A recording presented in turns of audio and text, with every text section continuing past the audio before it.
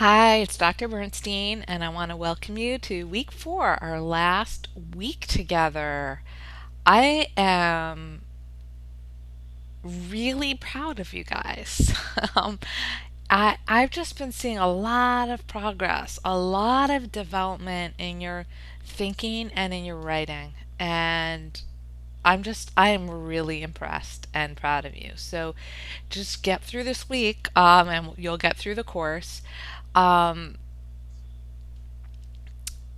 I just want to remind you of, I think you already know this, but that in the second essay, you're going to be drawing on all of the sources. You can draw on all of the sources that we've read together this semester, whether the ones we've read together as a class, or the scholarly article or articles that you found in the online databases through the library, as well as some of your online sources that you used for your most recent research project.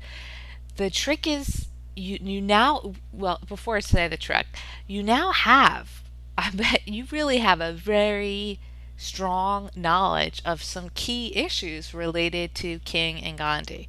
And that should help you write this essay because you've got this knowledge. Now you have to sort of shape it. And what I want to warn you about is you don't want to let yourself get overwhelmed by your sources. So you don't have to be using a quote from every single source that you found.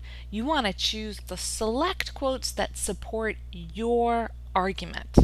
Remember, this is an essay about your ideas about how King and Gandhi used dramatization to achieve their goals, or your argument about how they brought about change not only within the system but within the individuals themselves. It's your perspective that you're supporting with other people's quotes because that's what smart people do. They support their points, their ideas with examples, whether they're quotes from texts or other forms of examples. So you want to just keep that in mind as you're thinking about and writing your essay. So on Monday, I want you to just review the options for essay 2, go back over your research, finalize which option you want to pursue, and write your thesis statement. It doesn't have to be fancy, it doesn't have to be perfect, just get your thesis out. And maybe the main points that you want to make.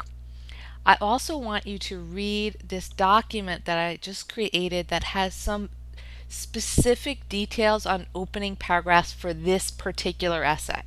So you've got the Simon Sinek's talk about how great leaders inspire action. You watch the video on opening paragraphs. You've read that extra document on opening paragraphs.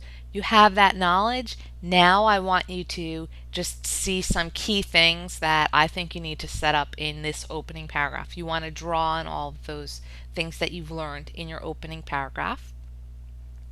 You need to watch a video that I just created on how to approach structuring compare contrast essays. And this is actually a good it's a useful video for compare contrast essays, but it also has some sample topic sentences that I think are really strong because those topic sentences, those first sentences of your body paragraphs, which state the main point of your paragraph and relate back to your thesis, are have such power. It's really amazing by having that framing sentence and having a concluding sentence that wraps up your point and goes back to your thesis statement. That can add so much power to your argument, and that's why I'm really a stickler about having them because they're like instant power boosters. So and most people don't really have a strong sense of the best ways to structure them. So I want to watch that video and you'll get some good sample topic sentences.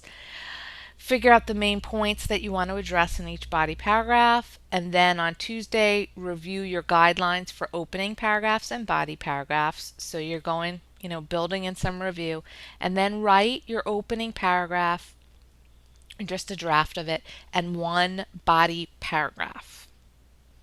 Then on Tuesday, by basically midnight, you're going to post one of your paragraphs. When you submit your final essay, I'm just going to be putting a grade on it because the deadline from when you submit it to when I have to submit grades is really tight.